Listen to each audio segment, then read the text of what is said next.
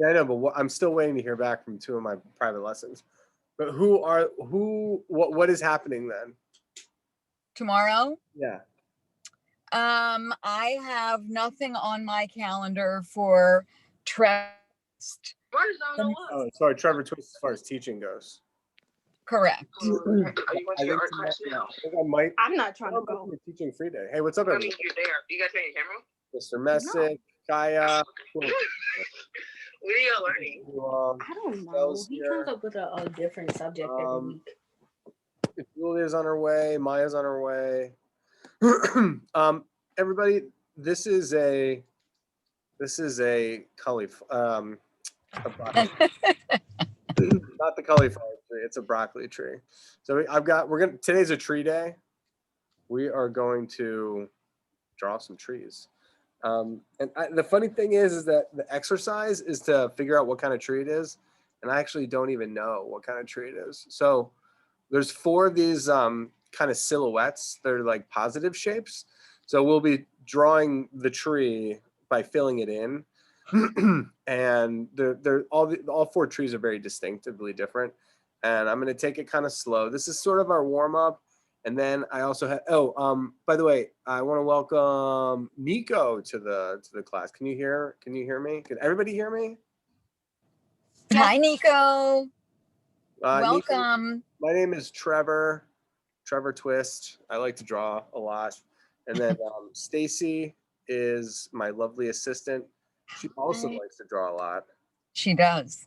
And then she's a wonderful participant and makes sure that I'm recording and that I don't get off track. So, and that he doesn't forget the 2-minute warnings. Thank you. Thank you. He notifies us for when time is nearly up. Thank you, Mr. Messick.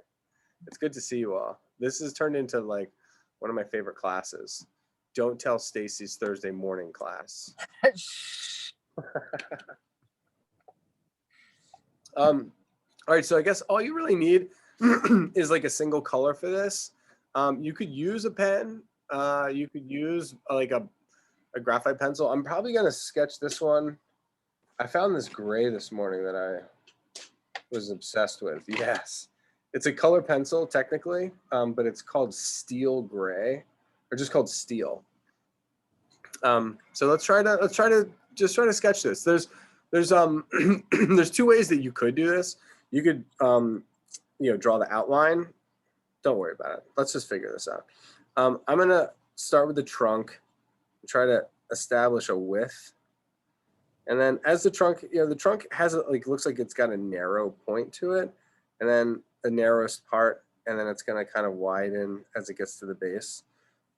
I think it gets wider as these branches split. So I don't think the tree trunk itself actually gets wider, but the branches start to fan out here. Oh, this is for the record. This is my cauliflower, or excuse me, my broccoli. I made it out of Model Magic. It's a sliced piece of broccoli. I don't know if I showed it last week, but I'm in the studio today. Not in my home studio. Anyway, I'm really proud of it, and I think it looks exactly like this tree. Anyway, I gotta color it green.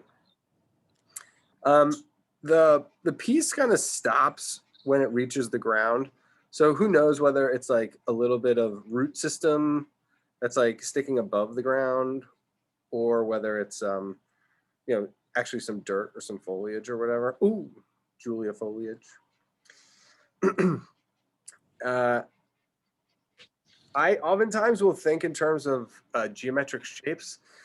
So I was kind of envisioning a little triangle on the ground on either side, and then like a little trapezoid on either side. It's kind of fun because it's just like, it's almost like a coloring exercise without the lines. So there's 1, 2, 3. There's like 1 in the middle, which breaks up into 1, 2. There's a thicker one that's on this side, and then that breaks up into 1, 2, 3. So that's actually kind of a theme. But if you follow branches, especially in the winter, you usually find that and there is a distinction between the trunk, the branches, and then the twigs. And I don't know where that distinction is, but this is the trunk still, And I think the trunk splits into smaller branches, but you know, this tree is like full blown, like full bloom, full blossom as far as like leaves and foliage goes. So I'm just gonna make, you know, kind of like little clusters. I see this little cluster down at the bottom. I'm gonna see its kind of like counterpart on the other side. And those clusters are making, you know, bunches of leaves. So I'm seeing them in shapes, you know, maybe a little branch comes out and then it like falls down again. If I were smart, well, not smart. If I was a good art teacher and had done this exercise before, I would have planned out this like the semicircle. You guys see that? See how like the whole cauliflower, the broccoli make like a dome, and it's a pretty circular dome. So I didn't see it at first, but I see it now.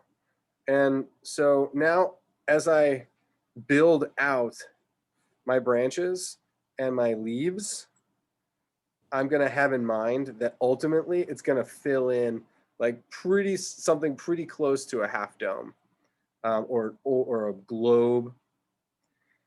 One of the wonderful things that I learned, guys, I was probably in my 30s. No, I was definitely in my 30s. I was probably like 33 or 34 when I was explained the difference between leaves in the summer and leaves in the fall. And leaves in the summer are green, full of chlorophyll. They are dense, they are opaque. You can't see through them. The light comes, hits one side, it's bright green on one side, and then it is a dark black, not black, but a very deep shadow because the light doesn't penetrate those leaves. The leaves are using their own density to absorb the rays of light so that they can feed off of it. I mean, they actually feed off of it. And yet when the leaves in the fall, the chlorophyll goes away, and the yellows and the oranges and the reds, all those beautiful warm colors, believe it or not, have been in the leaf the entire time. The leaves don't change color. The green of the chlorophyll leaves make like chlorophyll and leaf. So yeah, so the chlorophyll goes away, and what's left over is like the empty cells essentially, and they're still alive. They just don't have chlorophyll in them, and they're orange and yellow and red and just different colors. All those colors and all those cells were still in there, but you couldn't see them because the green was so dominant. Now this is the kicker, is that because the leaves are so thin, they stop being opaque, meaning you can instead of being dense and not being able to see through them, you can see through them, and that they're transparent. Now you can't see through them completely, but light penetrates the leaves themselves. And so when you go outside in the fall and the sun is setting and it's hitting it with like really bright light, what is like a solid ball like this tree is, this tree is like a solid dome, like you can't see through it.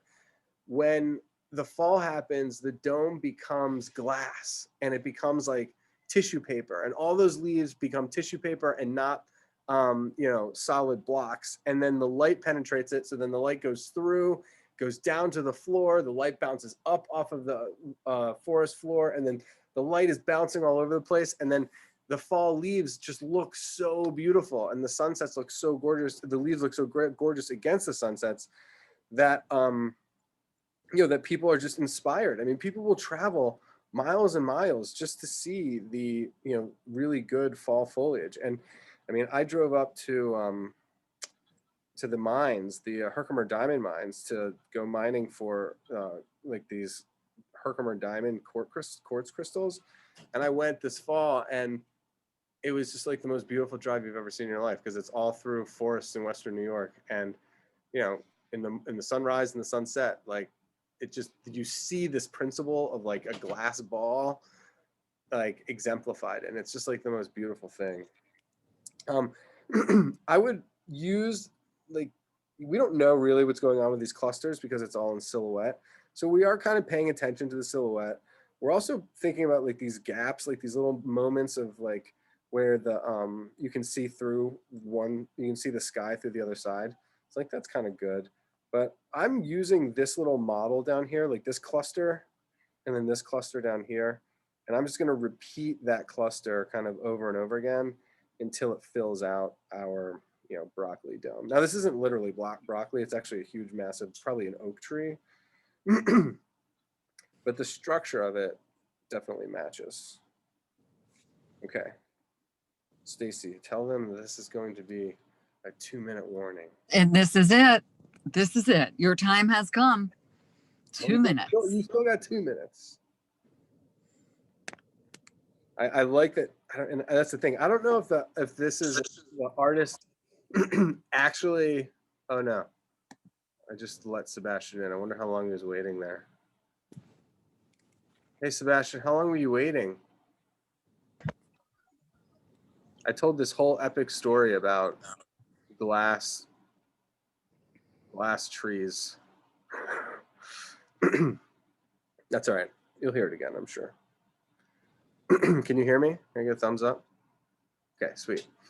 Yeah, so we're just looking at these trees, sketching the silhouettes, and it's a really good skill to have. I know sometimes you want to draw the outline and then fill it in, but it's almost like we're drawing the fill in and the outline all at the same time. And I like drawing this way. You can draw people this way. You can draw any object. Sometimes if the sun is like rising or setting or something like behind it, sometimes you don't even have a choice. Like it's just going to be so dark, backlit, you're not going to see anything. All right, so Sebastian, I wouldn't even try to kind of catch up to this one because I think I've been sketching on this, and I already gave the 2-minute warning. So, Which is now down to 1. Thank you, Stacy. You're welcome.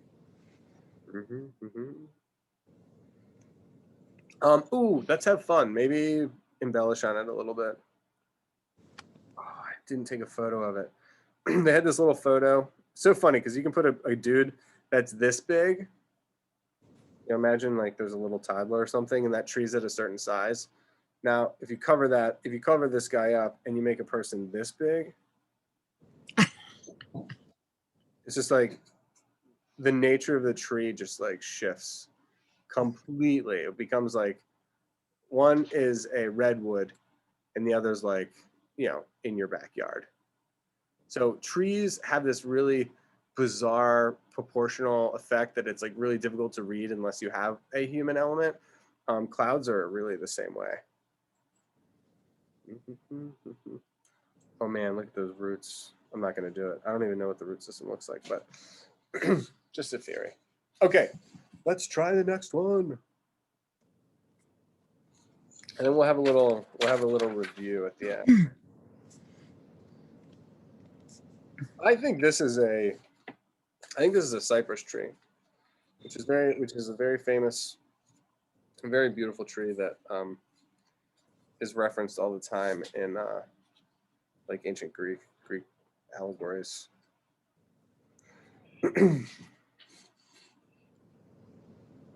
All right. So if you look at the distance from the ground, coming up through the trunk, I might make mine a little bigger. So it doesn't matter if you make it big or small, but you still have a height-width ratio. So I have my roots, I have my trunk, and then where the branches begin are way low to the ground. And then they split and they go up so steep. So I assume there's a trunk that runs through the middle. Yeah, I can see it. And then these branches run up so steep. And oh yeah, speaking of bad art teachers, it's going to be like it was almost like a wig. You ever seen like a wing, like a plane wing that's like in profile view? Doesn't make sense. This is what I was thinking of. I was thinking of like, the wing of an airplane. I was thinking, or more like a teardrop shape, but it's not even a teardrop shape. It's more like, what is that? What shape is that? Anyway, it's definitely wider, lower. The widest point's kind of low, and then it spends the rest of the time arcing up to the, the handsome tip. So maybe a teardrop, Definitely not a half dome, like not a sphere. sometimes it's good to, I mean, we're not seeing it in this state, but like, you know, it's almost like in a leaf. So if you have a leaf, do they split and stagger the branches, you know, or do they come up and then are they equal on both sides? Does it spiral around? Anyway, you don't have to think too hard about it. This is all about flattening what we're seeing and coloring with almost without lines. This is, yeah, lineless coloring. And I'm gonna have to. That light, did that light turn off? I'm so sorry, no.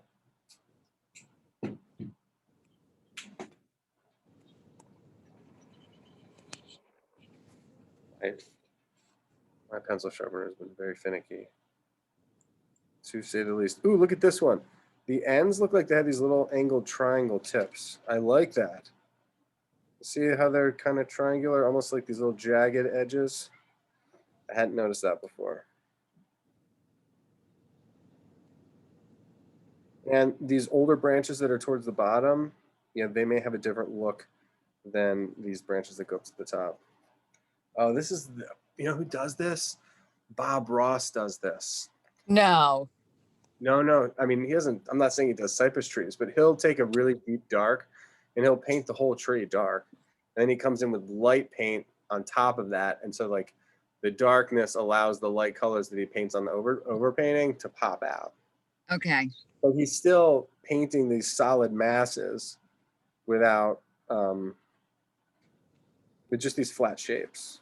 I have a Bob Ross right here on my desk. I have a Bob Ross right here in my heart.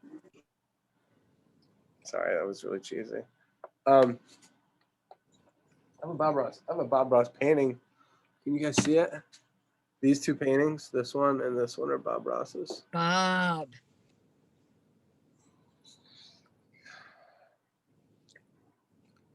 I found out that, you guys ever heard of the word shill? Chill or shill? Shill. Shill? It's an Urban Dictionary word. It's not very flattering. What a shill is somebody that is secretly selling something. So I wrote in my profile that I'm a shill for truth and beauty, because I teach art classes, but I'm secretly selling truth and beauty. And I just learned the word, and then I played a Bob Ross video for one of my classes, and he's like, so you just need a canvas, and he's like, and you need to cover your canvas with magic white, and he holds up a product, and he's like, you can buy this magic white at one of your local stores. And I'm like, oh, Bob, I thought you were just purely teaching me how to paint happy trees and really No. buy your magic white. I thought a shill was a monetary. You gotta make money somehow. Gotta make money somehow. This reminds me of a like, if I were to put this in perspective, like make a perspective line, you could draw a tree here, and you draw another one, and you could draw like a road. You know, like it would be a let me zoom out a little bit. You could draw like a you know, like a driveway or something. You know, so you put like a house at the end of the block, a house at the end of the driveway, and you have these row of cypress trees, you know, leading up to it, getting smaller as you go back. That could be really pretty.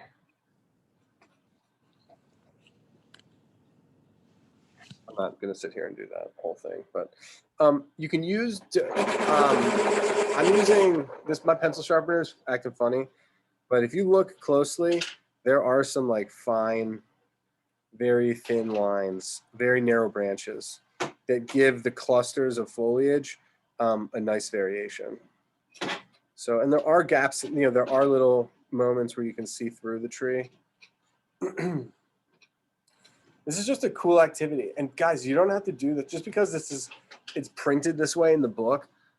It's not a bad approach to just start off. If you're just sketching something, just draw something with like, and then just filled in, like not even draw the lines on the outside, just start finding a solid object and just fill it in. It's healthy. It's an interesting way of seeing the world. And it's 4:33, in case you were wondering. Okay, yeah, thank Hmm. you. All right, so yeah, should we do a 2-minute warning? It's 4:35 right now, so let's do a minute and a half. Maybe if you've already finished, embellish on it a little bit. You could you draw a little dog next to it. Oh, good boy. Good boy. Little puppy with a little puppy tail.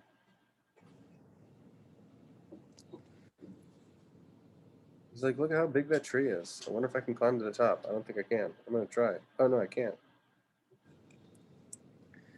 Did you like my dog inner monologue? Indeed. Thank you. I'm good. I can perform dog monologues all day. All right. I hope the next two trees I hope are comparable in excitement. And then we'll start drawing some like real trees. The point is that you have to like be able to tell that there's like a lot of variation, or else you can't, or else it doesn't work. A lot of times, I mean, I've had like older people. When I say older people, I mean like people in like their 50s and stuff, that I've taught a lesson on trees, and they'll be like, I'm driving down Falls Road and it feels like I'm seeing trees for the first time. For the very first time. Yeah, I mean, and it's true. I mean, people go through their life completely blind, and you have to be considerate to them. Yes, well, you sounded like you were making fun of them. I mean, I was, but it's because I was a little bit, but I'm also saying you have to be considerate.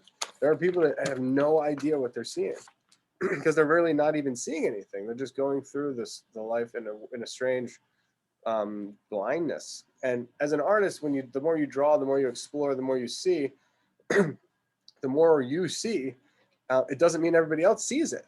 And if you just have to be sensitive to it. You don't have to like go along with them if they're wrong, but you just have to be sensitive to them, not seeing things as clearly as you do. And that's a distinct strategic advantage, and it's a competitive advantage too. So, all right. So this one's a little bit different, and just take me up on this one. I think I'm going to try and generalize all of these variations. I'm going to try and build a big, what would you compare this to? I'm going to break down the silhouette into only straight lines. I'm just going to do my best here. I'll zoom out a little bit. It was off, but not that far. All right, cool. Trevor, can you take the source over to the left? Mm-hmm. Just a little bit, and yours? I think yeah. Thank you. You're welcome. I drew this kind of abstract, the straight line silhouette in 1, 2, 3, 4, 5, 6, 7, 8, 9, 10 lines. Now you can cut into that almost infinitely. So I'm going to carve in here a couple more times, come out and over, little chunks taken in, little chunk on that end. You can modify the original by just adding more and more accurate lines. So I extended this one. I'm lowering this one. I'm seeing these little divots in there. The kicker of this one is that if you follow the center line of this mass, the tree is not on center. The trunk of the tree, rather, is not in the center of the mass. So this is a different approach than, quote, drawing and coloring simultaneously. But I am going to fall back on that at least for the trunk. It was just such an irregular. I guess it's because the shape was so irregular. The other ones were so clean and clear in terms of their geometry, like a half dome and that teardrop shape, that it was easy to fit all of the the clusters of branches and leaves inside of that. This one is all over the place. So I'm going to hallucinate and try to use a little bit X-ray vision, a little bit of projection. I'm trying to build out my trunk and some of the smaller branches. And I got to like see the trunk, and then, you know, there's not really clear silhouettes of the branches, but I get some good intel where it splits into thirds up here. There's got to be a branch out here. And then there's a kind of a thickness here. All right. Now I can kind of, now that I've blocked it in, I can start to go back to that method that I was referring to, where I even have some lines, but in my head I'm coloring. Just filling in shapes. So the bottom of this branch and some of the trees create this really big, hole. There's a big hole here, a big hole there. Making the holes and the chunks maybe a little bit bigger than what they would be, and then I can carve in and make them smaller as needed. So Nico, one of the things I'm always talking about is this relationship that artists have with straight lines and curved lines. And, you know, sometimes you can do a drawing with only straight lines. So far, that's basically all I've got. That's what made me think of it, is that I used a circle for that hole. And I was like, that's the first curve I've really used in the drawing so far. So it's all subjective. I mean, whether you're using a good balance of straights and curves, I mean, who knows? That's the fun thing about being, making all the decisions yourself. They can be, and different subject. Like some subjects will look way better with a lot of curves, and then others look, much better with, a majority of straight lines. So it's all part of the interpretation. But the key thing to know is that your mark making is kind of like your letters. If you're spelling words, if I were to go down here, like I have a point, I have a straight line, I have a curved line. And those are kind of a very limited alphabet. And then I can use those points to create shapes. And then, shapes can combine to make visual representations of objects that we know about. So I just built a house using a triangle and a square, and then a little rectangle for the door, a rectangle for the chimney.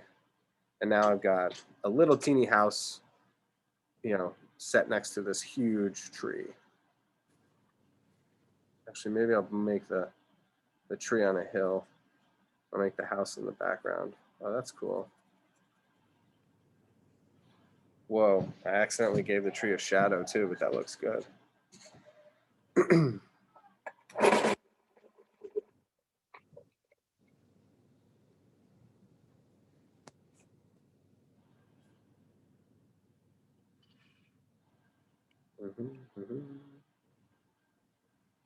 And I'm trying not to fuss. I mean, obviously, I'm not very fussy. This is, in fact, a warm-up, even though it's lasted already a half an hour, which is perfect. I mean, warm-ups are supposed to be a half hour. And whatever comes to your mind, maybe use that. So like that little hole there, I'm like, I see a triangle. So boom, I put in a triangle. And it swept up, and I notches in here. I'm like, oh, it looks like a upside down or a sideways house, the negative space. So then I put that in there. So whatever you see, whatever comes to mind, chances are if it comes to mind, chances are it's right. And I would put more faith in, and that's what intuition is. When people are like, oh, how did you do that? You're like, oh, it's intuition, man. It's like, yeah, like a lot of this is intuition, because you can think about it intellectually and make really measured, calculated decisions. And that'll lead you in a good direction. But you don't always have to rely on measurement and calculation. Sometimes you just rely on whatever the moment calls for. And with, the next couple of weeks, it's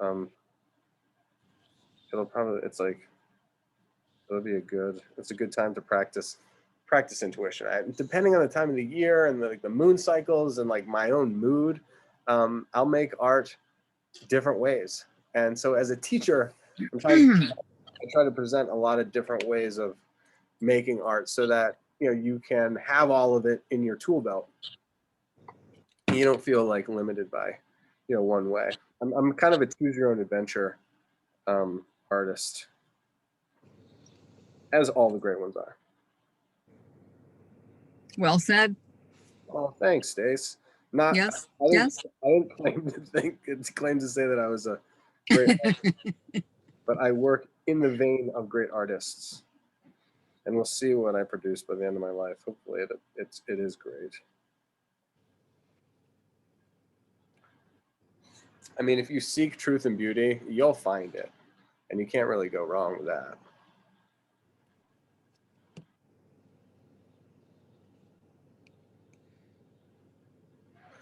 All right, 4:45. You get let's do a 1 minute warning on this one. I wanted to make some stars in the sky, but I think that's going to take too much. I talk about this too, Nico. Every once in a while, like when there's really nice compositions, when they exist, you want to like not have to make the drawing fit the entire page. So you basically crop it and you make your drawing or whatever the part of the drawing that you're working on fit inside of a rectangle. And these are essentially what we're making here, what most people call thumbnail sketches. I mean, it's bigger than my thumb, but it's still pretty small. And these thumbnail sketches are basically training larger paintings or larger drawings that you might want to spend more time on and spend more materials on. Ooh, I like that distant tree. I just put a distant tree back here. A little grove.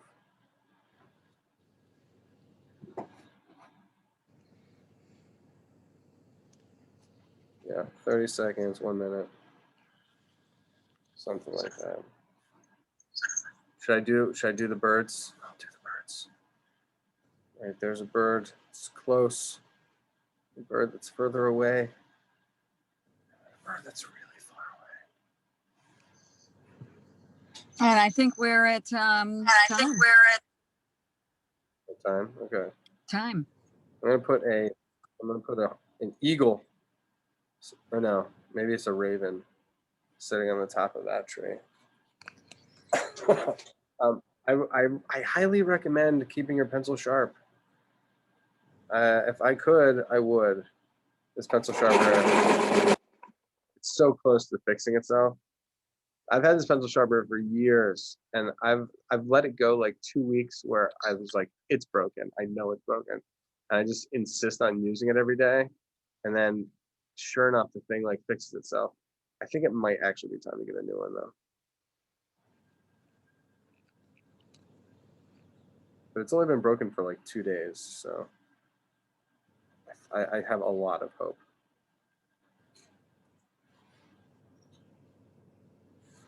I must have filled in some stuff I shouldn't have filled in. That's all right.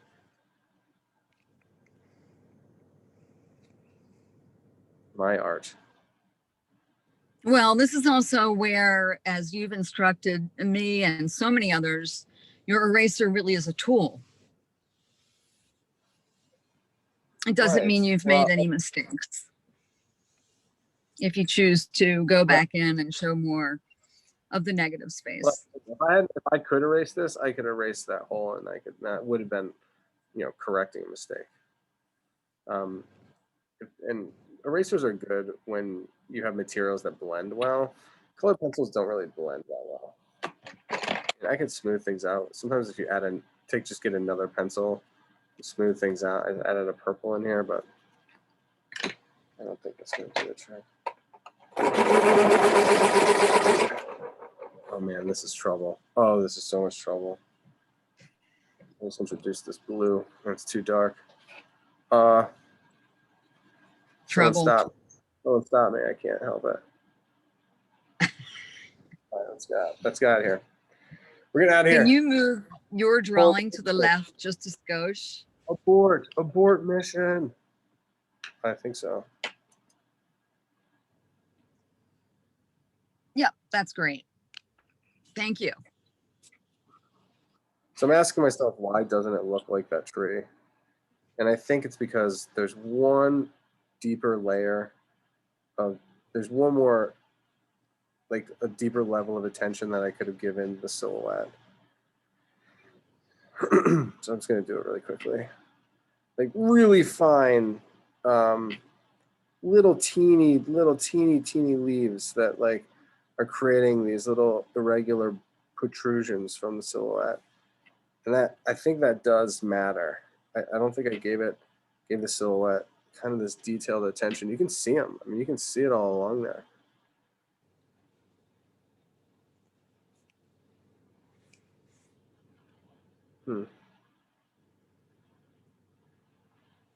Smooth along the top. That's interesting. Yeah, it's more the bottom and the sides have these Texture. It really looks, little yeah. textured clusters. All right, that helped. I mean, that definitely helped.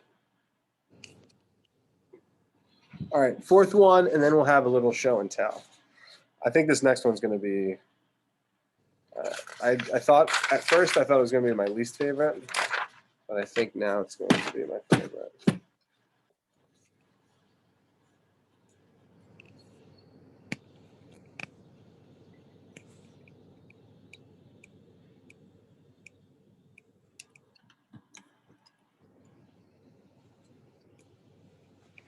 We had to do this. We had to do this with figure drawing all the time. So when the model would come in, you'd have to like squint your eyes and not see anything with the contour and then shade it. And we're going to do one of those next, actually. All right. So this tree, it looks as though it's like the tallest, leanest tree. The other ones seem tall. I'm going to try and lay in my center trunk. Clearly gets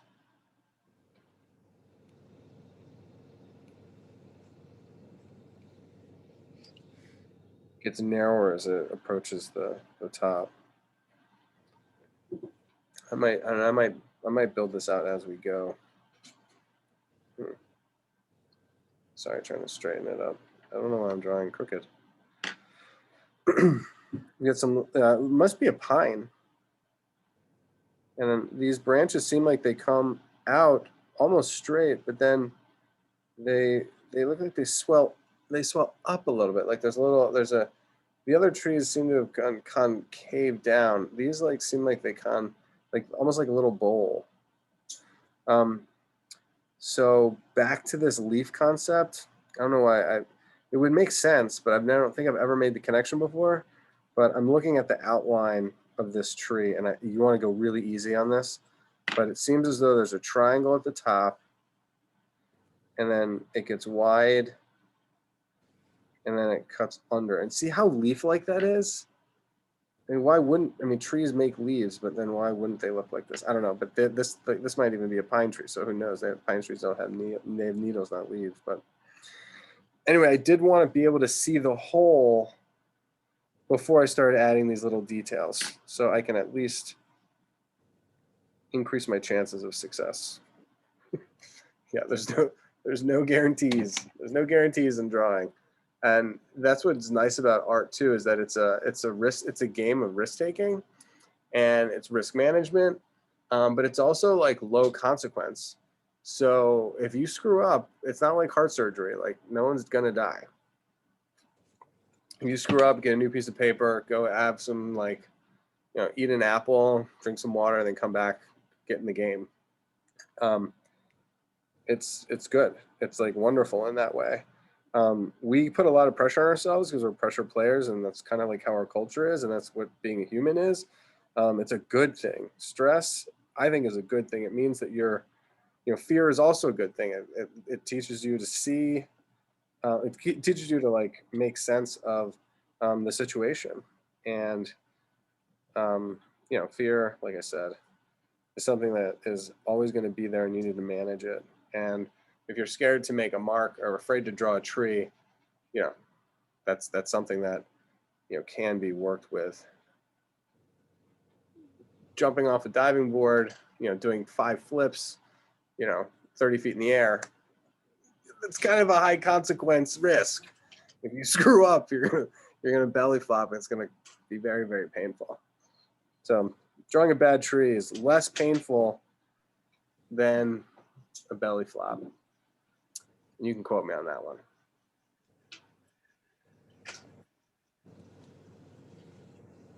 But then again, maybe not emotionally. Oh man, this is gorgeous. It's gorgeous. I'm trying to envision what the branches would look like because we only have really the silhouette to go on. I'm thinking about them like clouds. I'm thinking about them, I'm imagining the branch coming out and then, having these, fluffy clusters of leaves come off of it. I'm just climbing, and I'm climbing the tree. We did this exercise this week with these Kandinsky triangles, and it was an arrangement of triangles that were really, some were big, some were small, some were crooked, some were straight, some were isosceles, some were equilateral. That exercise is kind of helping me with this picture in the sense that I know that they're all branches. I know that about the length that they are, and they all have similar forms. They still have similar puffiness. Mm-hmm. But some are, some keep it close. And this one here, you see how there's a little one here? That little guy doesn't necessarily mean that it's shorter. It could mean that it's just that part of the branch is angled kind of towards you. Well, I mean, look at my arm. So my arm is really long on this side. My arm doesn't actually change shape when it comes towards you. It changes orientation, so it appears to be shorter. This is a not flat object. This is actually in the round. So if I drew a mini tree up here, I'll try to do it. But like, the top of this that I represented as this triangle, it really is a cone. And then the body of this thing is really closer to a cylinder. When it's all said and done in the 3rd dimension, and then the bottom is going to be a little bit rounder. So maybe I should make the whole thing a little bit larger, but you have this long trunk that comes underneath. Did I draw that well enough to see that it's actually cylindrical and conical? When you see it from up above. The nice thing about these trees and the way they're sketched is that they're in profile. So there's less of the 3rd dimension, and there's no light and shade. There's only darkness. So it's only silhouette lines that we're working from. And again, there are people, there's a woman named Carol Walker. I taught a whole 3-hour seminar on her work. She's made her whole career is playing on this idea of silhouettes. Now she does figures and she makes, kind of controversial issues. She's political. Her images are loaded with content.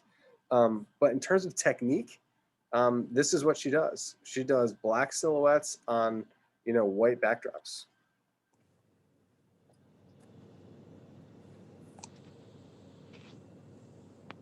All right, so now I'm in this cool position where I'm feeling confident with some of my tree branches, and I was missing the trunk, and the trunk is really important. So I may have overdone it a little bit because that's what happens when I get confident. I go a little aggressive, but I feel like I've got a really good starting point, and I can, just puff these out like balloons that are just getting more inflated. It's almost like I want to err on making the branches a little bit too thin so that I can position them well, and then I can expand them as I need. Seeing a lot of triangles up here. An oval right there. It's fun. Yeah. We're going to get into some line trees. There's a whole composition by Rembrandt that we're going to look at. And then there's some individual trees that I wanted to study from, throughout history. Trevor, could you move everything over left just a bit? Hmm? Thank you. You're welcome.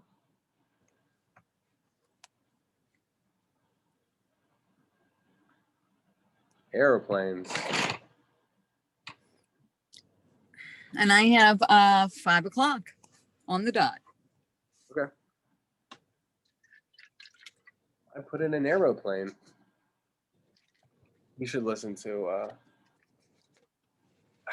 there's a band I used to really like called Neutral Milk Hotel. I just found their CD in the drawer.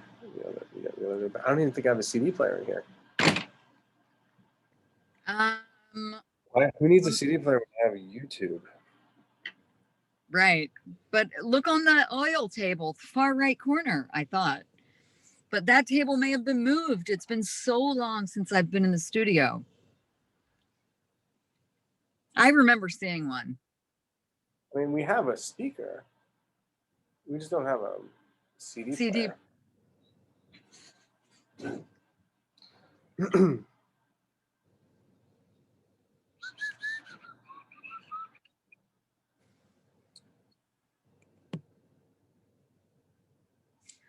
I think the title track is what I'm thinking of. I think is Airplane Under the Sun. It's either Airplane Under the Sun or Empire Under the Sun. I think it's Airplane Under the Sun. Not familiar. Well, I just drew the title. I just drew the.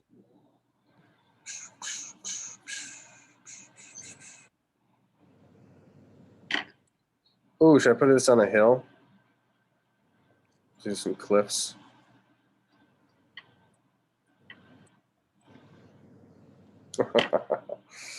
I'll make a waterfall. Come on, guys. Where's your creativity? A little river down here, little banks, a little bank of the stream.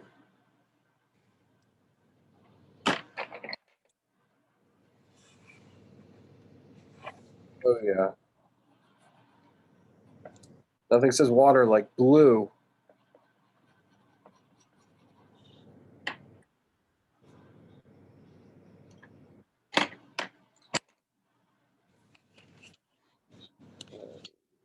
Low hills. Put some distant mountains in there. Oh, look at the Alps. Look at the Swiss Alps back there.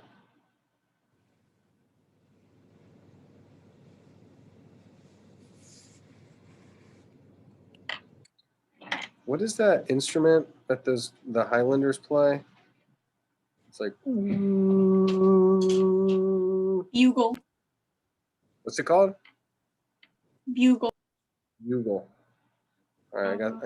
This guy's got a funky hat too. I thought it was like a didgeridoo or an alp horn. Definitely not a didgeridoo. No. I think that the Alphorn is it. Yeah, Alphorn.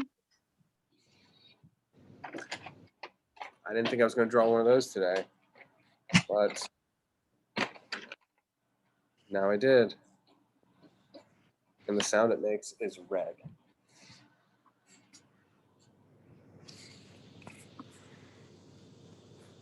I gave it some scale. Give him a little tent set up down here. Little World War I army tent. Little Cub Boy Scouts. Not like Boy Scouts. Oh, it needs a campfire. Yes. Why is art so much fun?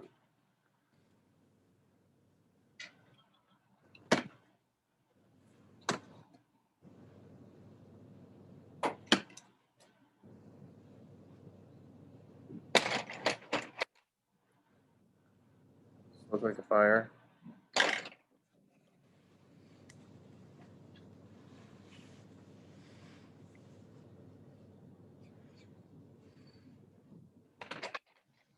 Did I give him warning yet?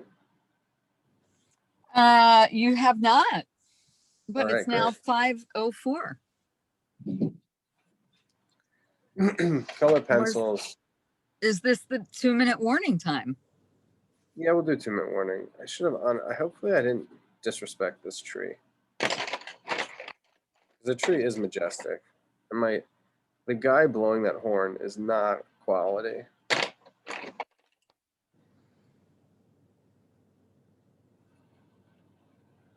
Oh, this grass, this color is false advertising.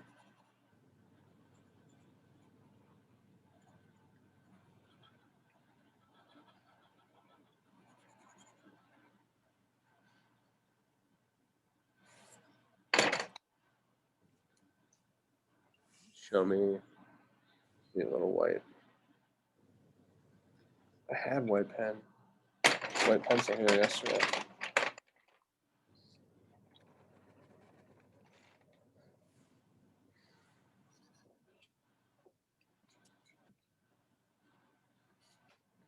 Oh, sorry guys. I had my candle going. I'm sorry I didn't share it with you. All right. Wow. Waterfall.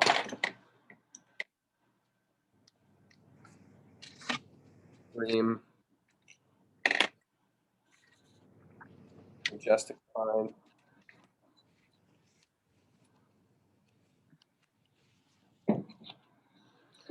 Just trying to think and see if it tells us what it actually is.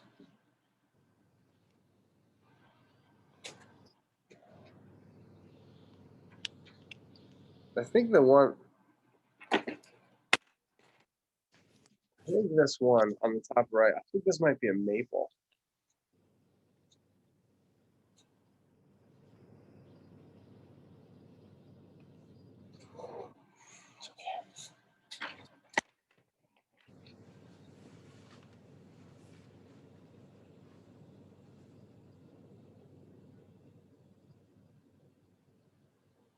Oh, might be.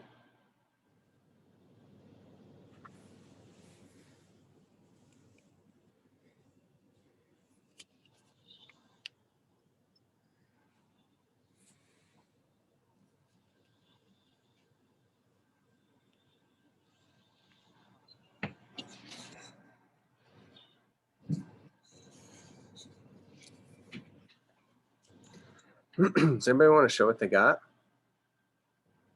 I'd love to see. Maya, you up for it? Ooh, Maya? so you went full silhouette. Oh, Nice. hold on, Maya. I'm trying to get this on my iPhone as opposed to. Oh, that did not work. Let's try that again. You guys might just have to email these to me eventually. Okay, Maya. Got it. Thank you. And I wanted to work more on this one, so I didn't do the one we just drew. Let's see that one. Dude, Nice. I like that love swing. And there's awesome. also a dog right there. Yeah. Oh, very cute. Let's see. Estelle, are you in the house? Ooh, Julia, you want to show it?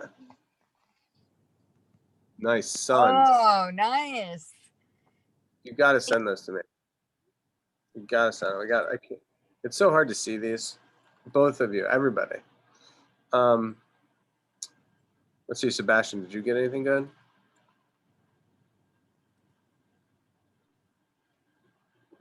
Yes. See, it's just such a handsome page. You know, with trees on a page, it's just good. Anybody else want to show? Obviously, you don't have to. Mr. Messick, you want to? There she is. Kind of messy because I was also working on something else, but I That's okay. wanted to do the trees, so. Oh, wow. And those colors are really strong, too. Oh, Oh, hold you that back up again, Estelle. I missed it. I love the, I'm so glad that like a couple of people thought of the swing, the tree swing. It is a Thank you. Swing is one of life's very magical inventions.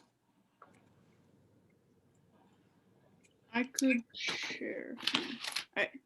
Yeah, I mean, you don't Great. have to be finished. I just want to see that I'm. Oh, this is the What first side? one. There's the broccoli. That looks The just like second it. one. Yes. And then the third one was the one I did a little background on. Yeah. The tree there, and then I kind of tried to do like Look, what sunflower. modern technology has done to the environment versus Oh, what a wow. clean natural environment might look like in comparison. Make that Very statement. interesting. I'm not Thank sure where you. it's going, but I don't know. I kind of like it. Yeah, I do too.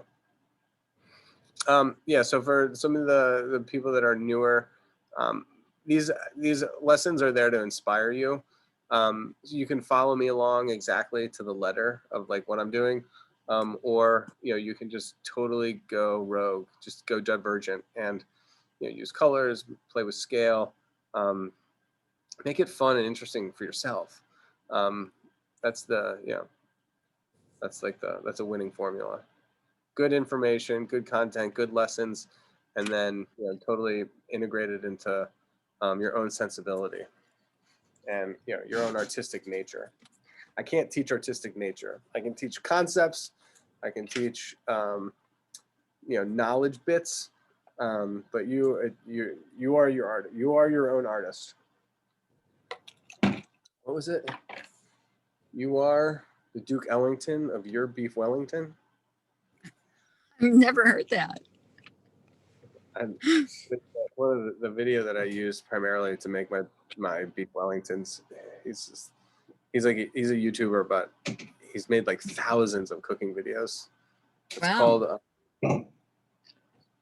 He's not really even a YouTuber anymore. I mean, he's like makes his money doing it. It's called Fresh. I can't remember. I feel so bad. I want to give him a shout out because it's a hell of a beef Wellington recipe. Okay, are you guys ready for some Rembrandt? I think the Rembrandt should make more sense. Should make more sense now, and it shouldn't be kind of as hard. It's less tonal and more mark making. So Maya, I think your approach to this this will make a lot more sense, I believe. So yeah, I think the main thing is attempting to find. I don't know. I've never drawn this before, so let's see. We'll figure it out together, huh?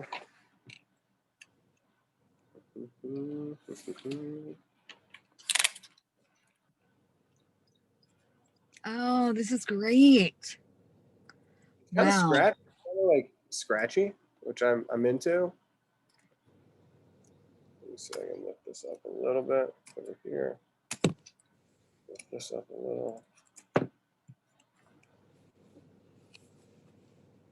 And I'm going to cut off some of the sky just so you guys can see it. This is what the kind of the mother rectangle looks like, but there's really nothing going on in the sky. So I'm going to sacrifice viewing the sky so that I can so I can sketch along with you. It's just a necessary evil.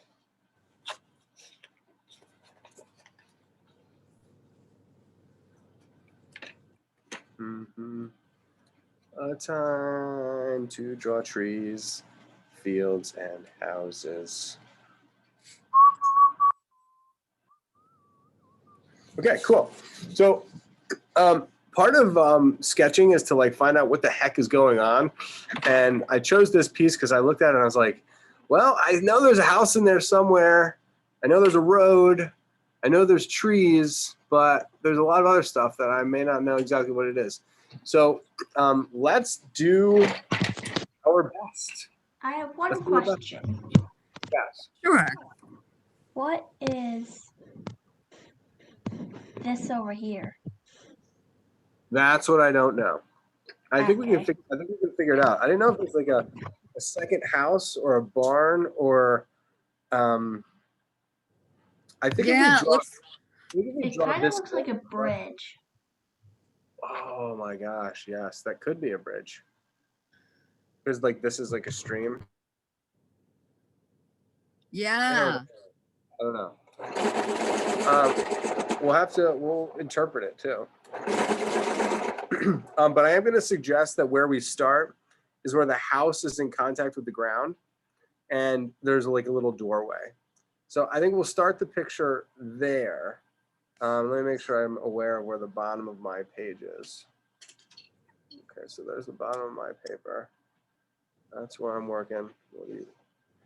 Show me what you're working with. Okay, so I'm going to go with my little contact point with the ground.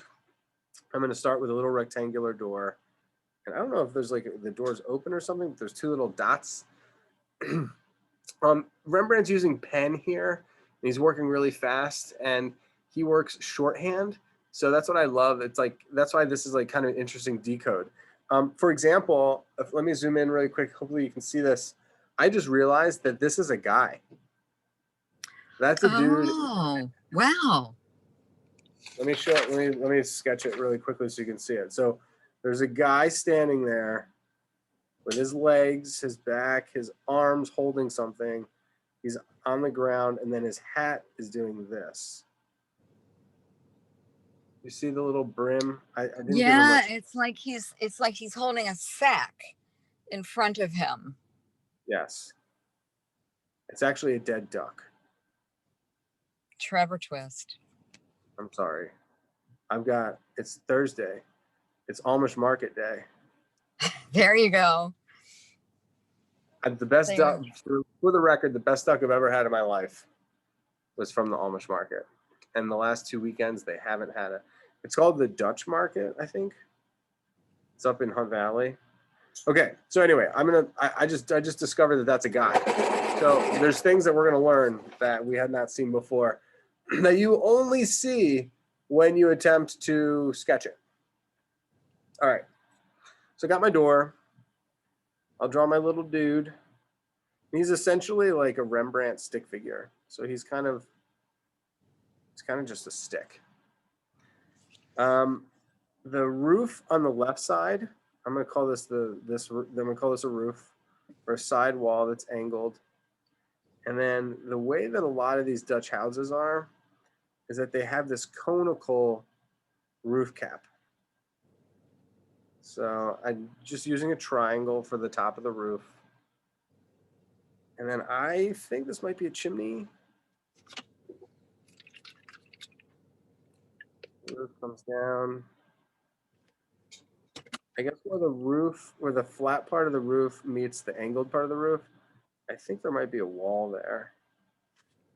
And then we have to start the second door back here. And the roof hangs over.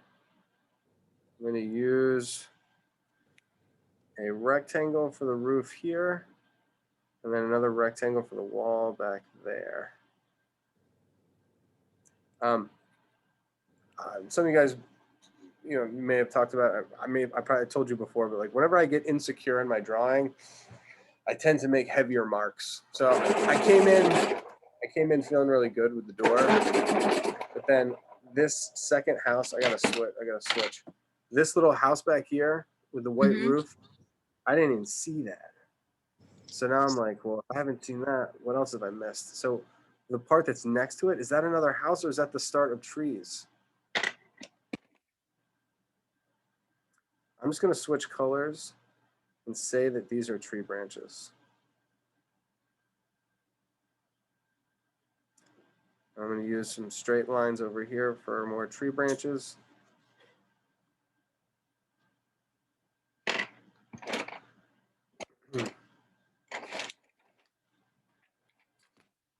So just so you know, color is, I was going to say color is a luxury. And what I mean by luxury is that when we were working with just the black and the white, well, some of you were, I was just working with black and white. You can't differentiate between branches and trunk or leaves or different parts of leaves. Sometimes trees have different colored leaves. With color pencils, I'm going to start sketching these trees and I can use different greens. So there's this tree that's right above. And I'm going to use this green for it. Might even fill that in.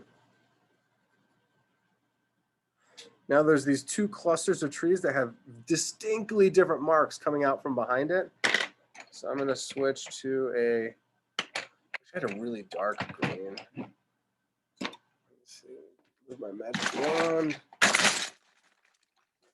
Oh, there's a dark green. Literally called dark green. Like I said, ask and you shall receive. All right, so I just did that silhouette edge, which is like what you guys were working with, like with drawing outside lines. Now I've got this really awesome texture. Why does the green look lighter than the green I was just using? So regardless of whether the color is really close together, my texture is completely different. And I've got little, they look almost like treetop dashes. All right. So I think I figured out the trees on the right side. So stay with me. This is the tree that we just did. I'm going to call this tree number 1, the first one.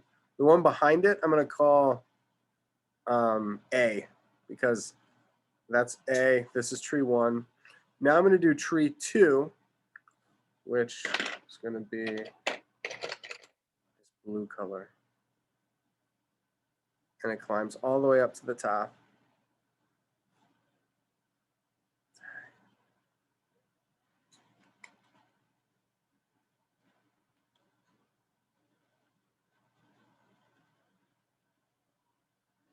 This is the one I'm looking at. It's got some jagged edges. And then, strangely enough, it looks like there was a big tree there that died. You see that huge rectangle?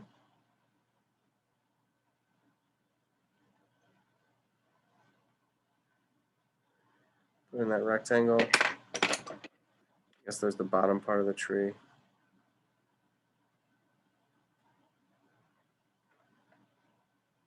All right, so tree 1, that was tree 2. Then there's the dead tree, which is just this trunk. I'm assuming that all the tree trunks are the same brown.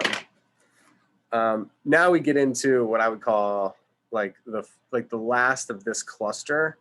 And I think this is fun because it's got the most amount of texture, it's got the most amount of lines, and it's not being covered up by anything else. So here's our chance. And then we get into some hard decisions because no one knows what's going on next to it. All right, so big tree trunk. And I'm gonna build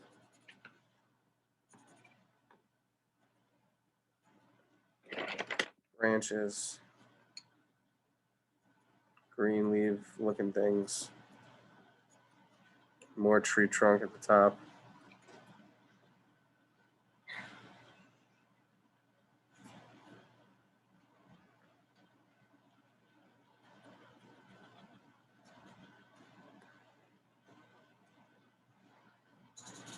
Am I thinking I'm always going back to, you can look at what I'm doing, but I'm always going back to, you know, the original reference.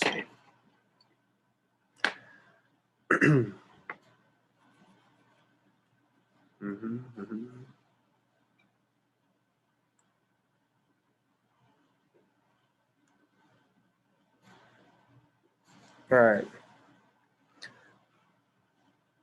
So I hope this doesn't offend anybody, but am I taking liberties in saying that this huge big orb here, you see this huge orb? Can we call that one big tree? Or you can even think about it like a bush.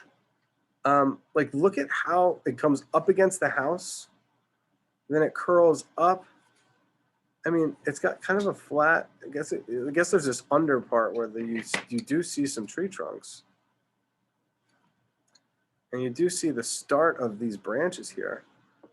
But, I mean, that cluster of trees is huge. So in the plan that we did in the first part, we drew a big, large shape. Either it was an oval or a semi-dome. This one's almost like an egg shape. And then from that simplified shape, then we can go in and adjust the outline. And we're using more lines in this case than we are tone. And in the sense that we filled in the tones, here we're gonna like represent the inside of the tree with marks.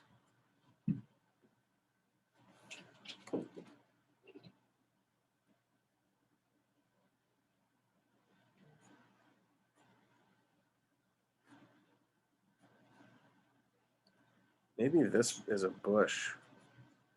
What if I changed colors and made this one a bush? Made like this one like a small ice cream cone carrot bush. I'll switch back.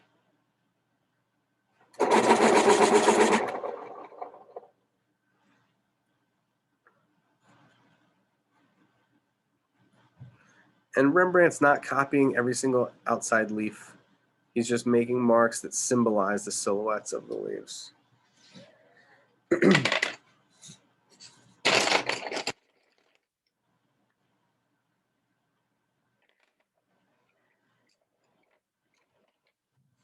My color pencil greens are the worst.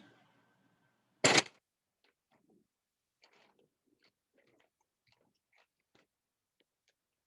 here's a blue green. This one might be good. All right. So now there's this bush that I put in the front, and then I made the big cluster.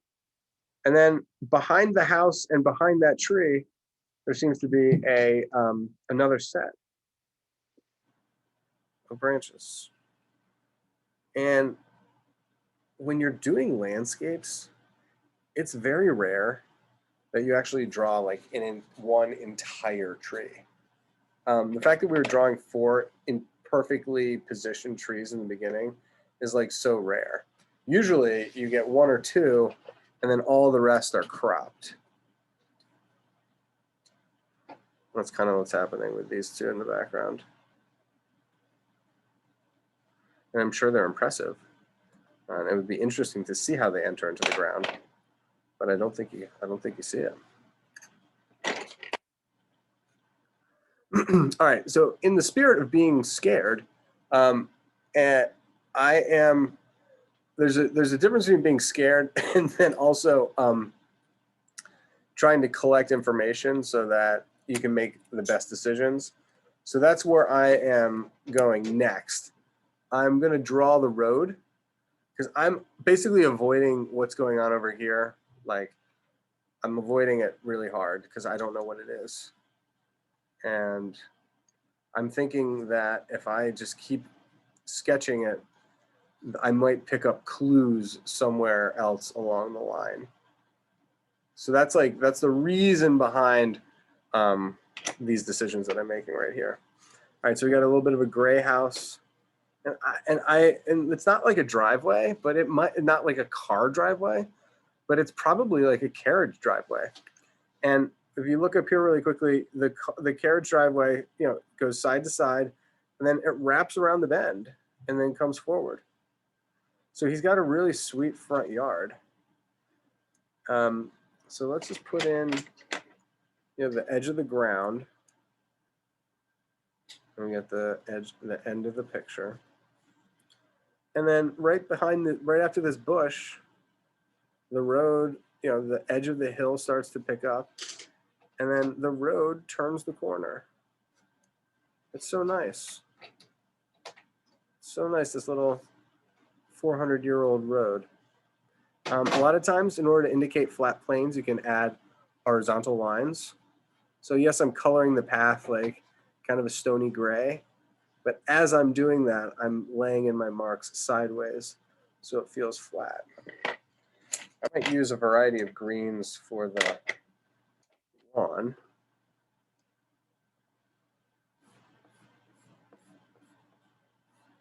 I'm imagining that it's got a little bit of a curvature to it. So I'm arching my lawn. X direction, Y direction. That's nice. Maybe I'll put grass on the other side too. I mean, the picture perked up a little bit, I have to admit.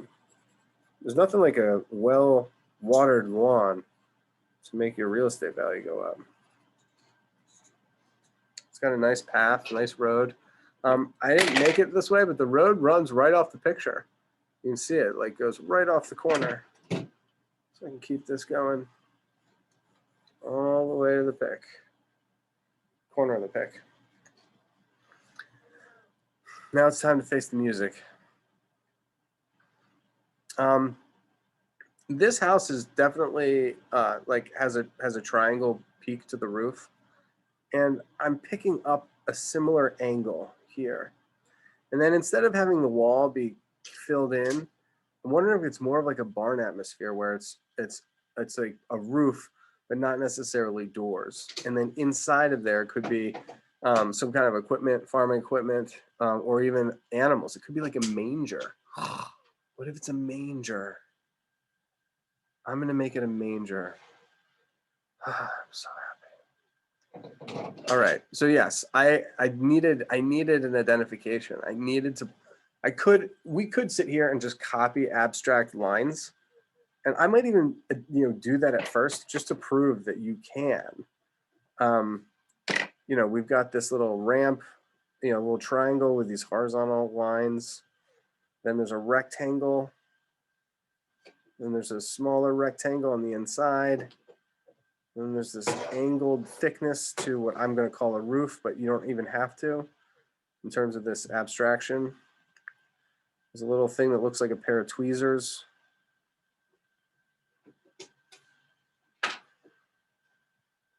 And then a little a trapezoid that's outside of the structure.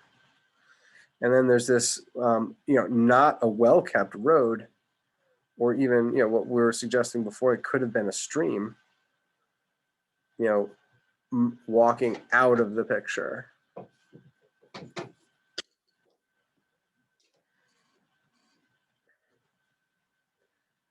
For me, the idea of a manger is so beautiful. And the nice thing is, like, you can study animals all day, but there's only so many stories and so many paintings. You can paint animals for the sake of painting animals, but if you're using a story, there's some really great stories that have animals in them. But when it comes down to it, there's not that many. So it's good to, when I think about mangers, I think of like, the story of the scene of the nativity, and there's always like a ram, and there's sheep, and a camel that the wise men come in on. And there's just like an array of really wonderful animals. And even if even this is just a barn and there's just a bunch of chickens and maybe some goats and a cow, those are cool to draw.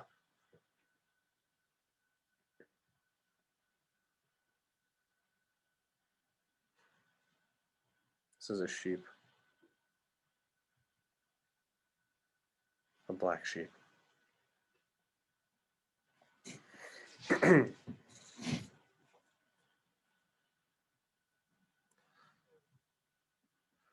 So anyway, this picture is definitely a little bit random. I wanted to do the tree day, and I was picking out a couple, interesting trees, and I thought this one had a nice variation in the way that the warm up had interesting trees as well, and a good variation, good variety.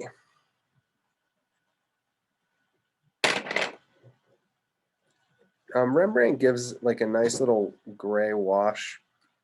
He offers a little bit of tone, not much tone, but he knocks the house, the little manger, he knocks that down, quiets it. He puts in some shadows, at the base of the trees, the base of the forest floor. Even the front of the main house has a little bit of tone, which I think is worth looking at when it's not going to take a whole lot of effort to add in a little bit of extra shading the way he did in his kind of shorthand way.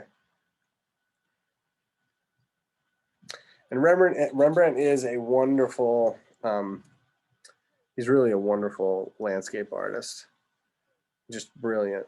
and he was a really good figurative painter too. Beautiful portraits. He never really fully wrapped his mind around hands. It's so funny because like everybody has their own like little weakness. And granted, he was a genius in many ways. But I mean, even the late paintings, he avoids hands, and when he does paint them, they're clumsy and awkward. So it's a fun thing to look for. You can use Rembrandt as a really great example to study for just about anything. I wouldn't take his word for it on the hands.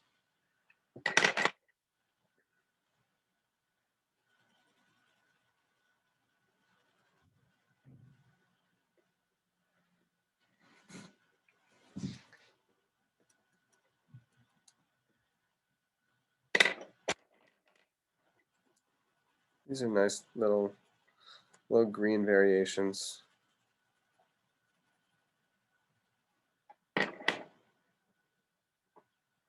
Just trying to color it in.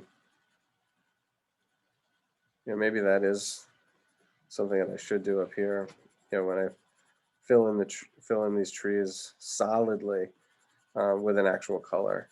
You know, I've got a good outline, and it really does remind me a great deal of the warm-ups. Just, you know, coloring it in. It's more comforting when there's a line that can guide you.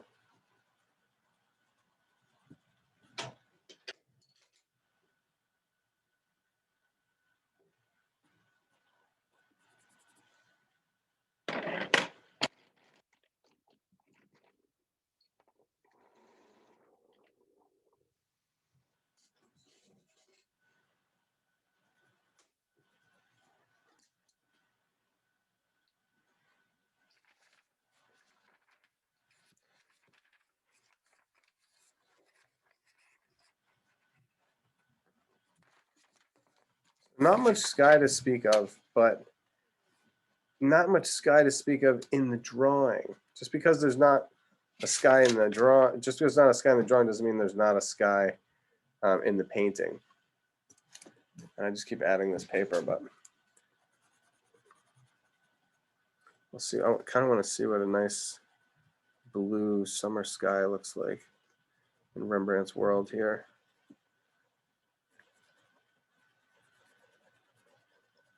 I guess I could add clouds, but in his picture, there's no clouds, just blue sky.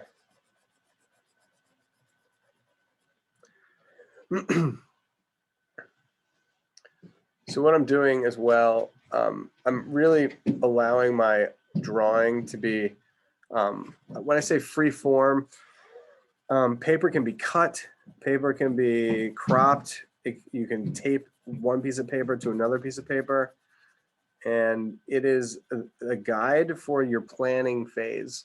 So if you're in the planning phase, the paper is not like, the drawing is sacred, the paper is not.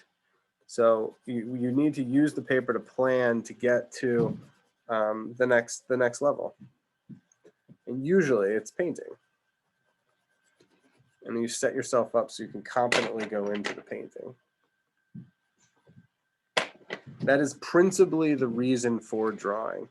The principal reason for drawing is that you can make mistakes, you can expand it, you can crop it down. If I were to started this drawing as a painting and I had to add to it, I'd have to buy another like $60 canvas or more. It could be like $100 canvas. Whereas this, I had paper that is essentially less than a penny, and my colored pencils, which are even more, valueless in terms of dollars and cents. And I modify it. And so when I choose a rectangle and I choose a painting, I know it's going to be the right one. So we're not like wasting money and we're not wasting time. And they say time is money. And I think that's what they mean. I mean, if you make a mistake on Monday and the painting that you did on Monday, you can't use in a final piece that you sell on Friday, it takes you 2 days to paint a painting. You know, you have 3 paintings to sell on Friday. you have 2 paintings to sell instead of 3 paintings, and that's less money that you can make, and then you might not eat that weekend. So I know that's not really the case nowadays, but a lot of the decisions that artists made and the motivations behind their working practice were economical. So Rembrandt made this sketch and he assessed it and he's like, well, maybe if this drawing is so good that I'm definitely going to make it into a painting. Someone's going to buy it. And then chances, more often than not, he'd be like, yeah, it's good, but it's not great. It's not going to be a moneymaker. I'm going to work on something else. Because a drawing can take you 2 hours, take you 25 minutes, where painting can take you 3 days to 3 weeks. Crushing it? Are you coming in tomorrow? Yeah. Are you coming in tomorrow? You can if you want. This door doesn't lock, so you can just come in. When is it actually due? Tomorrow. What time though? No. Wait. So you could 9, like before midnight. So you could work on it in the morning, is what I'm saying. Yeah. If you had to. Cool.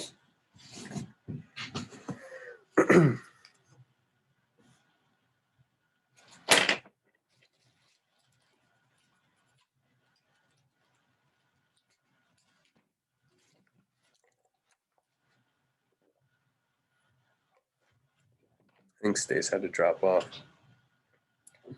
I was like, why is it so quiet in here?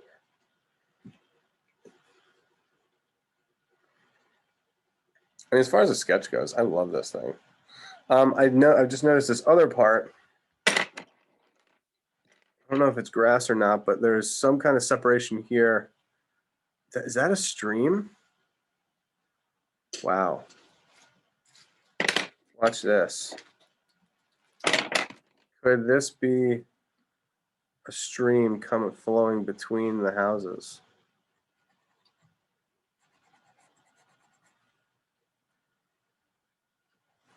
I don't think it is.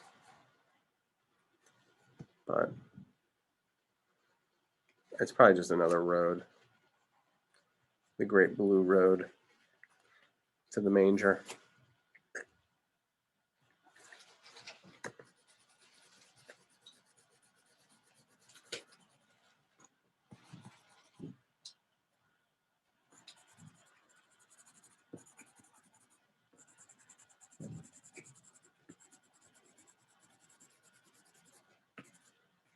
Mm-hmm.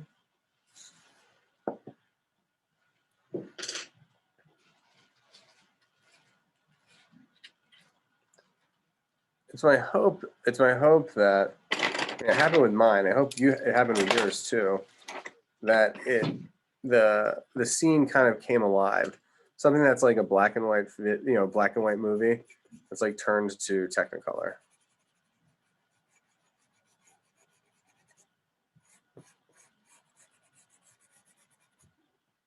I mean, the picture feels more vibrant to me, even if this isn't the best drawing I've ever made in my life.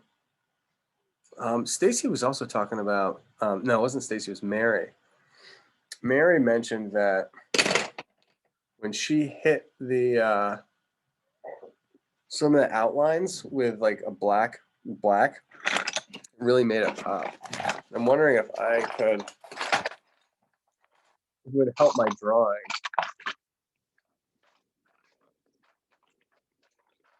Darkening some of my edges.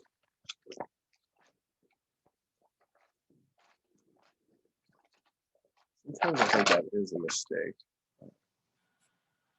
What is that? A charcoal.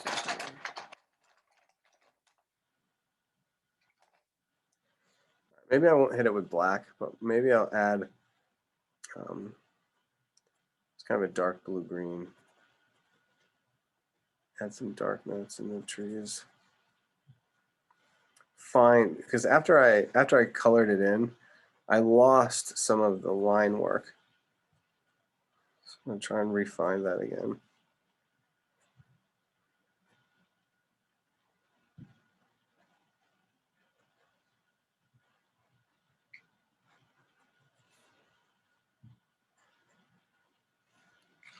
Wow, that's really looking good.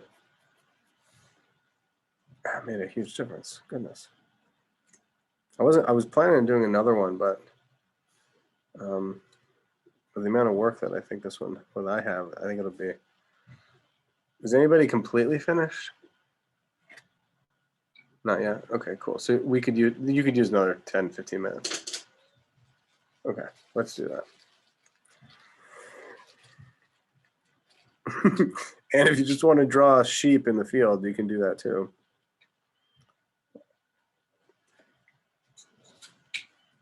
Cool. Oh, good. I feel like those dark lines just saved my whole drawing. I was feeling in art, and when you're making your own art, it's really easy to feel despair, you know, when you think it's not going right, or it's not going well. And despair in any situation is, I had a friend that told me is like despair is a sin. And I was like, whoa, you know, if you're like, oh God, this is not gonna, you know, like, you know, despair. And I don't know if it's expressly a sin. Like I haven't like heard it in the Bible or some scripture or anything. But I do have a feeling in my own heart that says like despair is not good. So if you get down on yourself for your art or for anything, and you're feeling hopeless, you gotta talk yourself like out of it somehow, because it's definitely not a good thing. And that's, you know, with art, you can make like in sports, you like learn how to, you know, do teamwork, you learn how to win, you learn how to lose. You know, art can teach you how to, like, you know, when things are going bad, you know, to have persistence and to see things all the way through to the end. And, you know, and then if you do have an unsuccessful piece, like you can manage it then, but like, it's more like when you're in the game time, like when you're in the middle of it and it seems to be going really bad, like, you know, pony up, get some courage, you know, try some new ideas, get up, walk around, take a deep breath, and then come back and like kind of get into it. Don't like be the crumple up the paper and like throw it in the trash, even though I think we've all been there. But yeah, it can be, like I said, it can be emotional, but yeah, just be smart about it.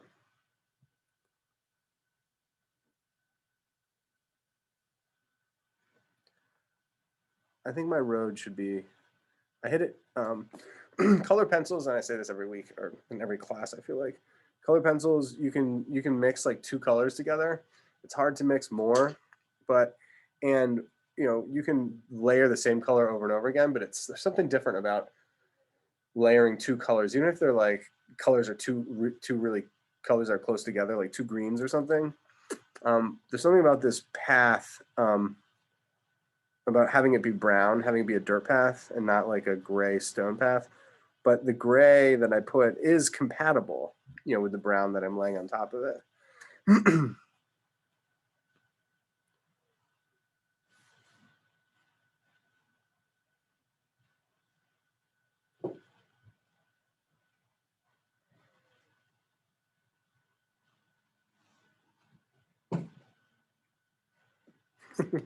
I'm gonna make it a stream no matter what. Oh, I can make a little storm drain. That's, put a little storm drain down here. Because, you know, in theory, there could be a little footbridge. Oh, maybe I'll just make it a footbridge. So the water goes underneath there.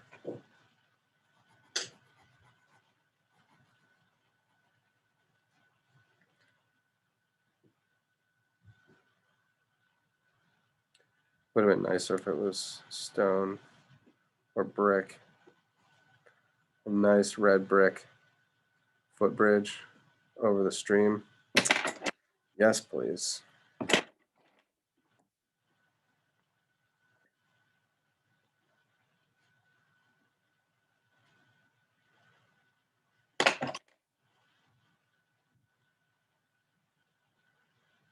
Some rocks lining the stream. So I don't know if you noticed, but I've basically switched over to my imagination. And I'm grateful, I'm thankful to Rembrandt for getting me to this point. But I'm kind of exhausted, what is in the picture, and now I can, really make it my own. Except I don't know what grass is this color, but except for like weathered astroturf.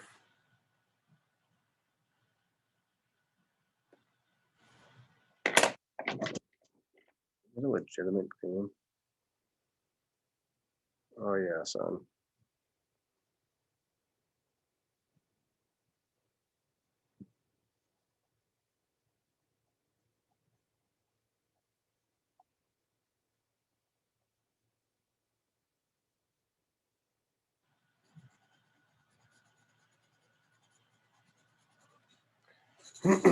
That is the most ridiculous color of grass I've ever sketched.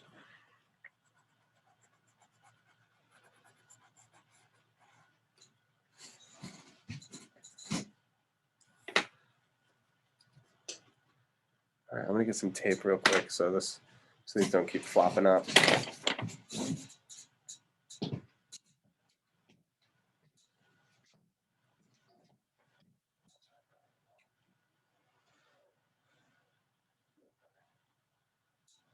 Oh, good, you won. Hmm? You won. What? You won. Okay. I I like winning. I know, me too. So you've introduced some like dark notes. So you're gonna want to not do a whole lot, but look for like some dark shapes in here, a couple. So that like this level of dark, the ratio of dark to light here is more dark and less light. Here, it's all midtones, few dark notes. Oh, So yeah. so you may want to play the game of just allowing each piece to have some of those darkness without creating a whole lot of extra work. Okay. Yeah, did you see the roll of tape anywhere? The what? The roll of artist tape? I found it.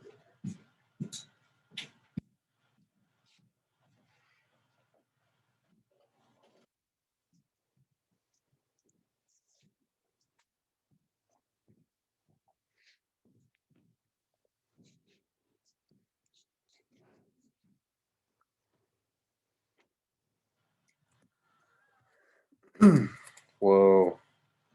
So this tape just created essentially a frame now.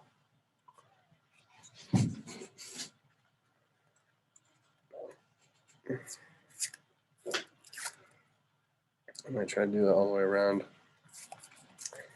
Did anybody color the house? The house looks unfinished. In my picture, I feel like the house looks unfinished. It's just got that raw paper.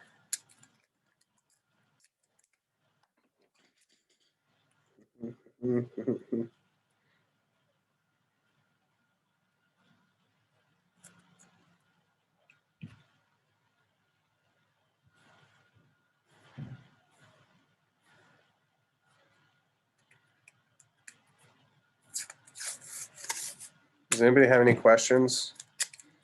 Like, how can you go to sleep knowing that you made a drawing as bad as the one that you're looking at right now? The answer to that question is I'll wake up and I'll draw another one tomorrow. But yes, as far as the best drawings I've ever made, I'm going to put this towards the bottom. And still not that bad. I still had a blast. I actually like the big tree. The big tree is where it's at. And my little black sheep, I gave him a try. I tried, poor little black sheep.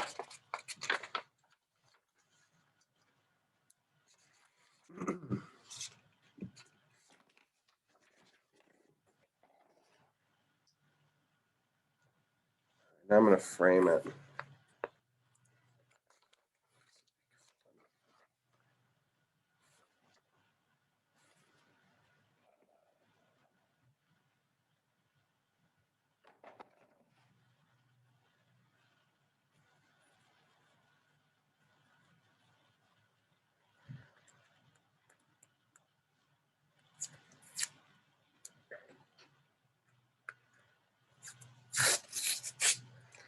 And y'all, this is a really long class. I mean, even this is like almost as long as my adults. So, yeah, it's natural to feel like you're running out of steam, especially if you've had like a long day at school. But that's no excuse. You have to make beauty. I'm just kidding. Oh man, one of my friends, I have a friend who works for a video game designer, and he just telling me about this character that he's developing, and I'm like all excited about it. He's like, yeah, this character got like really popular, and they're gonna make it into a action figure, like a fine art action figure. And I was like, oh my gosh, tell me when that happens. I'm gonna buy one. He's like, they're a little bit expensive. I'm like, okay, well, whatever. And like, I'm used most of my friends that like work in like actual fine arts in New York. I mean, they're painting sell for like $20,000, like $10,000. So like, this guy's action figure costs like 120, and I'm like, oh, I can. I mean, that's a lot, but it's like, I can afford $120, especially when it's like super high end and it supports him and it makes his work good. Anyway, so I go to buy this action figure, and I don't know what to expect. I have no expectations. I'm like, I just think it's going to be really cool, and I'm like, I believe in like beauty. I mean, all my art is all about like making beautiful things and like getting deeper insights into the nature of the universe and all that kind of stuff. This sculpture is a 4-armed demon crawling out of the pits of hell with like a huge axe. And I'm like, this is your action figure? Like an all red, gnarling demon, literal demon with 4 arms crawling out of hell. And I was like, oh my God. I was like, I think I still have to buy this action figure. So, and I'm like, what am I going to do with it? 'Cause I don't want to look at a demon, but I want to see his art. So I'm in this like weird position where I'm like, I've got to spend too much money. So I'm like, all right, I'm just going to buy it. I'm going to support him. And I'll get to see, I can like see the quality of the work, even though it's like, not a subject that I prefer. So I buy it, and Kristen like saw it on the credit card and goes, what is this? I was like, it's my friend's art. She's like, it is a satanic demon with 4 arms, and you spent over $100. I'm like, I know. I mean, it's like, I don't like the subject either. She's like, you're not spending $150 on this demon. And I was like, oh God. So at this stage of the game, I don't know if I'm going to be getting my underlord sculpture from my buddy, but I thought that was funny. So I guess the moral of the story is that art is very powerful and it has a lot of energy. And I've said this before, but like the rules of Mitchell School is that you can't intentionally hurt anybody else's feelings. You have to be aware of your energy and how it affects people around you. And the reason that's a rule is because art is so powerful, and you can bring a lot of good into the world with your art, and you can also bring in a lot of darkness, a lot of negativity. And I think some people, even when they're really talented, they underestimate that power. And so I need you to like respect the strength and and truly the power of art and and the responsibility that brings. So yeah, that's my story and my speech. So I'm sure, you can choose sides. There's the good and the bad, and that choice is yours. Here's my framed picture. Doesn't it look beautiful? Thank you. So the impressionists, the post-impressionists, Seurat, he's the pointillist guy, Seurat. Seurat was famous for taking old traditional frames that were usually wood or gold, stained wood or like gold leaf, and he painted them all white. And so he would use these bright white frames, and he felt that was a neutral color that brought out the, you know, his very colorful pictures, more so than like a traditional bold frame or whatever. So I thought you'd find that interesting. So there is a rich history of white frames, you know, going back really to like the 1880s, which if you think about it is not that long ago. So there's a history. Not that old of a history though. So this is my shout out to Seurat and Rembrandt. All right. Should we start the bidding? I'll start the bidding at 25 cents. Who will take it? 25 cents. I will. The rest makes it. Oh, Sebastian, we're up to 50 cents. $1 million. $1 million. I'll do 75 cents. Okay, we've got a real bid and then we've got a fake bid. 75 cents. Any others? I think 75 cents will. We're up to $1. Sebastian's got it for 75 cents, unless anyone's willing to go for a whole dollar. I'll do $1. Mr. Messick, $1. $1.25. $1.25. They're going at it. Do I hear $1.50? $1.50. Woo, son, watch out. $1.50. $1.75. $1.75. Do I hear two? Do I hear two? Humana.